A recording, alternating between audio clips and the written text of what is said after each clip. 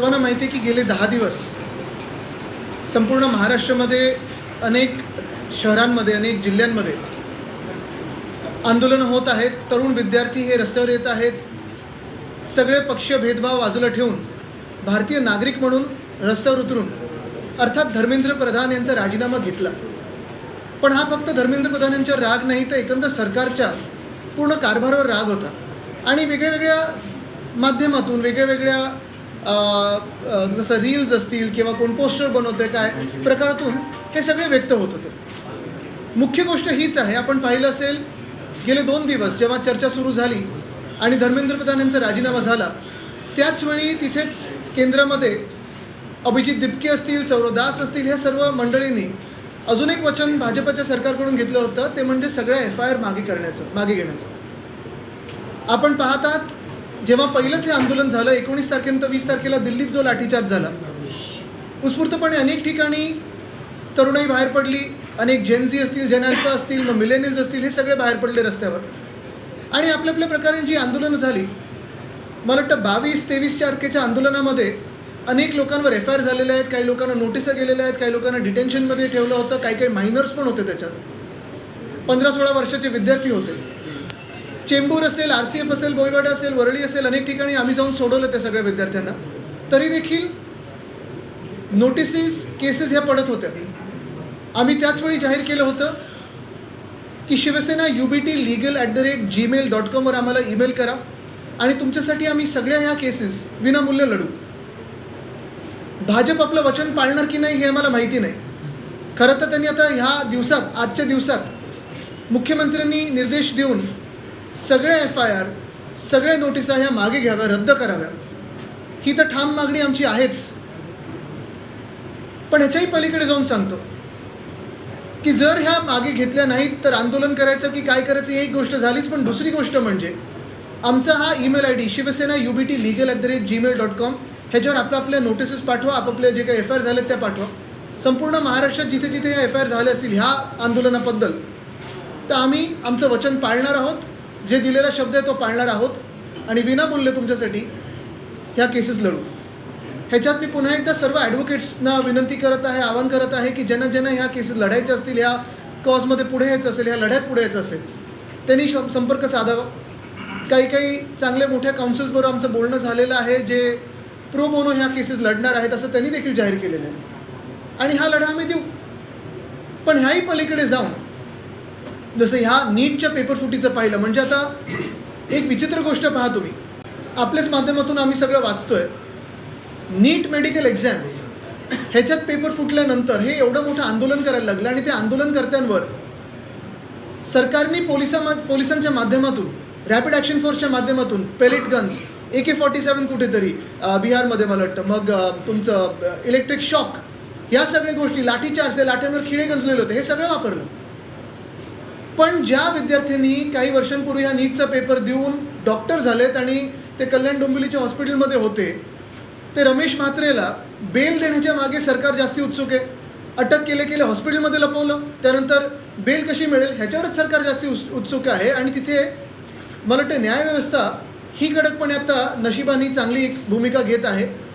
म्हणजे डॉक्टर बनलात तरी मार खाल्ला आणि सरकार तुम्हाला सोडतं आणि तुम्ही डॉक्टरांसाठी लढलात, तुम्ही जे होतकरू डॉक्टर्स आहात त्यांच्यासाठी लढलात तर तुमच्यावर केसेस टाकतात हे सरकार.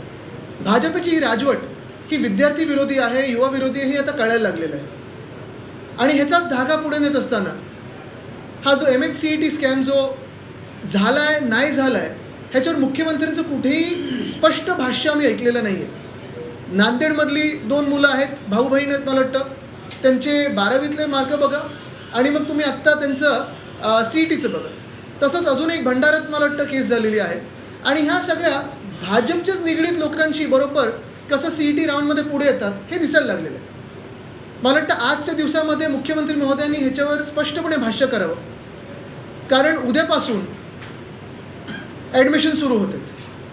ॲडमिशन तुम्ही ह्याच बेसिसवर घेणार आहात की ॲडमिशनला स्थगिती देणार आहात? हे विद्यार्थ्यांमध्ये खूप घोळ आहे. मागच्या वर्षी पण असंच झालं. मागच्या वर्षी पण 4 दिवसात लगेच पहिली कॅप राऊंड सुरू झाली आणि तेव्हा सरकारने सांगितलं नाही आता काय करू शकत नाही, त्या पहिली राऊंड झालेली ॲडमिशनची. अनेक विद्यार्थ्यांचं ह्याच्यात नुकसान होतं.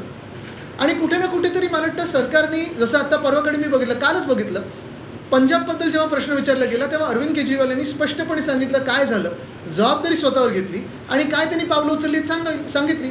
तसं आमच्या मुख्यमंत्र्यांनी सांगावं, कारण लाठीचार्ज कोणी करायला लावला हेही कोणाला माहिती नाही.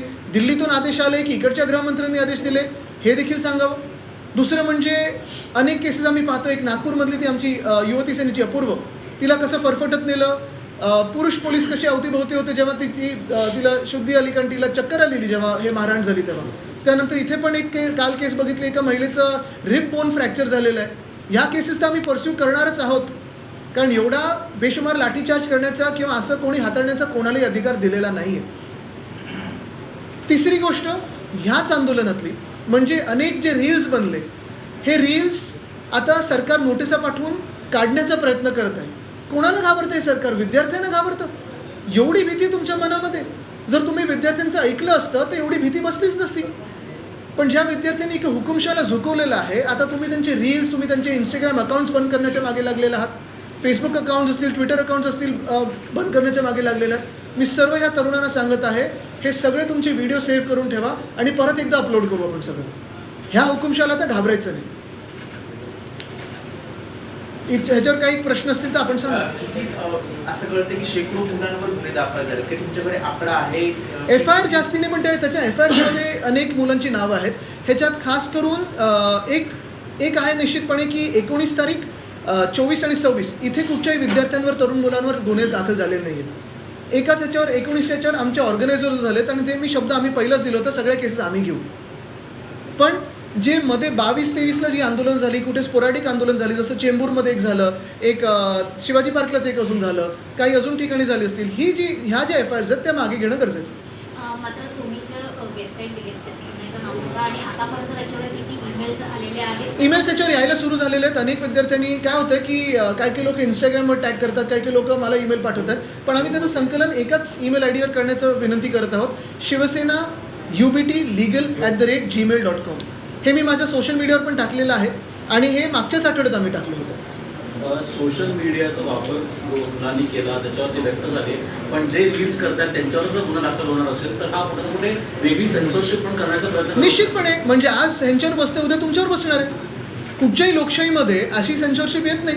तुम्ही जगात कुठेही बघा, कुठचंही मोठं आंदोलन झालं, कुठच्याही राष्ट्राध्यक्षाच्या विरोधात झालं, अगदी USA मध्ये ट्रम्पच्या पण विरोधात झालं, तरी कुठेही असं लाठीचार्ज होत नाही किंवा एवढं सेन्सरशिप होत नाही. रील्सवरून जे गुन्हे दाखल होत आहेत त्याला सुद्धा लीगल हेल्प तुमच्याकडनं मिळणार, कारण त्या आंदोलकांवरचे गुन्हे असतील ते निश्चितपणे आम्ही हे करत राहू, कारण हे सगळं आंदोलन आम्ही एकच पाहतो. आणि ह्याच्यात मी पुन्हा एकदा सगळ्यांना अपील करत आहे की जर तुम्हाला नोटिसा आल्या, मग मेटाकडून किंवा कोणाकडून, हे अपील करणं गरजेचं आहे. हे बेसिक ह्युमन राईट आहे तुम्ही व्यक्त होण्याचं. ज्या पोलिसांनी लाठीचार्ज केलं, मारहाण केलं, महिलांचा देखील मागणी केली, त्यांच्यावर कुठल्याही प्रकारचा गुन्हा ते आम्ही परस्यू करणार आहोत. बघा काय असतं की पोलीस फोर्सची बाजू आम्ही सगळ्यात जास्ती घेत आहोत, हाऊसमध्ये असेल किंवा बाहेर असेल. मग पोलीस हाऊसिंगपासून त्यांचे बाकीचे जे प्रश्न असतील ते, पण त्या फोर्समध्ये काही 1-2-4 ठराविक लोकांनी ज्यांनी कुठेतरी जास्ती लाठीचार्ज केला किंवा अमानुष्य कोणाला मारलं, कोणाला काही भयानक प्रकार केले असतील तर ते आम्ही घेणार. जसं परवाची ती धमकी की 50 ग्रॅम तुमच्यावर चिटकवीन, आता पुढे हेच कारण कोणी त्याच्यातून वाचवलं गेल ना.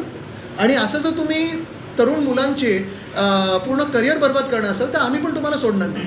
मग तुम्ही सरकारचे एजंट म्हणून वागू नका. CET परीक्षेसंदर्भात एक ऑडिओ क्लिप सुद्धा समोर येते, 13 लाख घेऊन, बरोबर ना? 13 लाख. म्हणजे बूथ कॅप्चरिंग सारखं ते आता काय सेंटर कॅप्चरिंग हे भाजपकडूनच शिकावं. पण मुख्य गोष्ट हीच आहे, आज मुख्यमंत्री काय बोलतायत, बोलणार की नाही बोलणार? घोटाळा असेल तर बोलणार नाहीत, हे मी तुम्हाला लिहून देतो. ते म्हणतात की स्वायत्त संस्था आहे, CET सेल त्याच्यावर, जसं NTAचं होतं.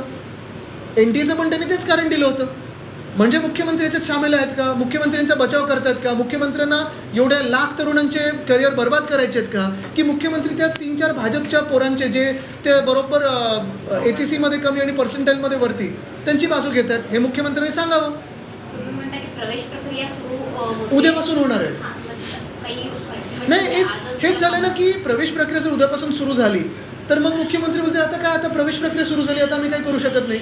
म्हणजे ही 3-4 जी चिटिंग करून जर आली असतील, जर नसतील तर चांगले, आनंद आहे, पण त्याच्यावर पण मुख्यमंत्र्यांकडून स्पष्टीकरण यावं, कारण मुख्यमंत्र्यांना आकडे बरोबर जमतात. जेन झी यांनी जे आंदोलन पुकारलं त्याच्यावरती आता त्याच्यावर अनेक जण टीका करतायत. विश्वास तावरे पाटील असं म्हणतायत की या पिढीला काही बोलत ते काहीच समजत नाही. मला वाटतं काही आउटडेटेड मानसिकता जी असते ना ती ह्या लोकांवर टीका करत असते. समाज हा वेळेप्रमाणे बदलत असतो आणि जर तुमच्या विरुद्ध कोणतरी बोललं तर हे खूपच भयानक प्रकारचे आहेत, खूपच लिबरल आहेत, खूपच असं आहे, बोलतायत तर भीती काय, आणि तुम्ही असं का वागता की त्यांना तुमच्यावर बोलावं लागतं. आणि नागपूरमध्ये पण तो लाठीचार्ज आणि त्या अपूर्वाला कोणी उचललं ह्याच्यावर पण आम्ही कोर्टात काय पूर्ण जिथे जागतिक पातळीवर कुठे फॉलोअप करायचं असेल तर करू, पण महिलांना असं लाठीचार्ज कुठे होत असेल आणि असं फरफटून नेत असेल तेही सनसेट नंतर ते आम्ही सहन करणार नाही.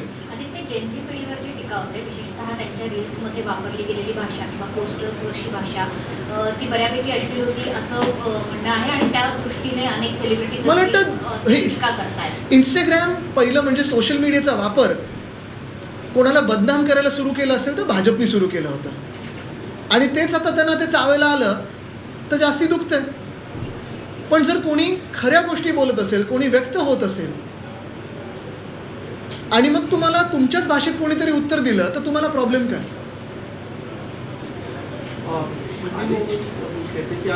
थोड़ी देर पहले ही किसी पूरी इस मामले की हेयरिंग चीफ जस्टिस के पास होगी सुप्रीम कोर्ट में. उन्होंने कहा है कि इस पूरे मामले में अभी पूछा नहीं आज what is the urgency. Aditya ji topic विषय है ऐसी हिंदी में जी अभी वही थोड़ा लीड दे. इस पूरे मामले में क्या है कि जितने मामले दर्ज हुए हैं, अगर किसी भी विद्यार्थी का अगर